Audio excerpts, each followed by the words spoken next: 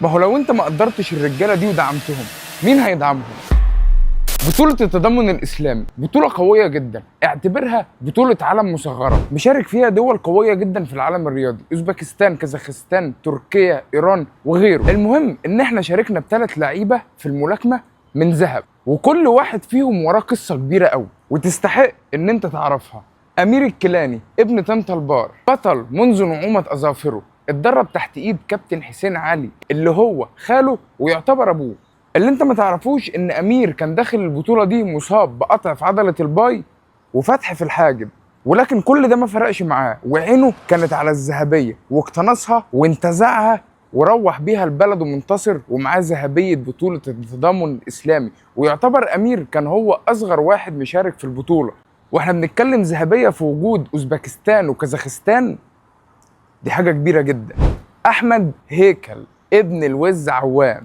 أحمد هيكل هو ابن الكابتن محمد هيكل، والراجل ده لوحده قصة وحكاية ورواية. يكفي إن أنا أقول لك إن الراجل ده هو الوحيد اللي هزم أوسيك وتريبل جي. أيوة، اللي أنا بقوله ده حقيقي، هزم أوسيك وتريبل جي، وهنعمل عن الموضوع ده قصة وهنعمل لها حلقة وهعرفك إزاي هزمه. المهم إن أحمد هيكل قدم أداء مشرف جدا وظهر بشكل جميل، أداء خرافي، توقيت مثالي، سلاسة في اللعب، شكله حلو وهو بيلعب، كل حاجة كانت جميلة جدا، ولكن التوفيق ما كانش لصالحه وحصل على الميدالية البرونزية.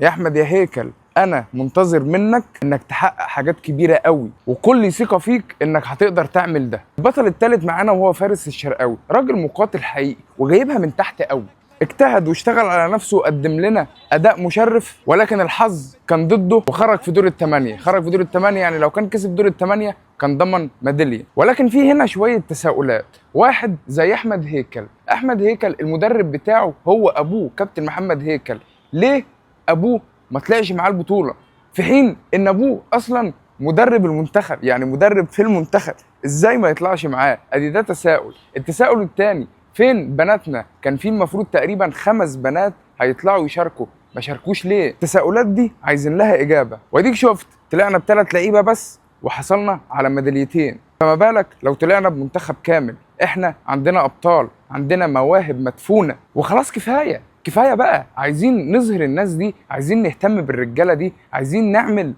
كل اللي عندنا علشان احنا فعلا عندنا ابطال، احنا فعلا عندنا خامات قويه جدا ونقدر نكتسح بيها اي حد.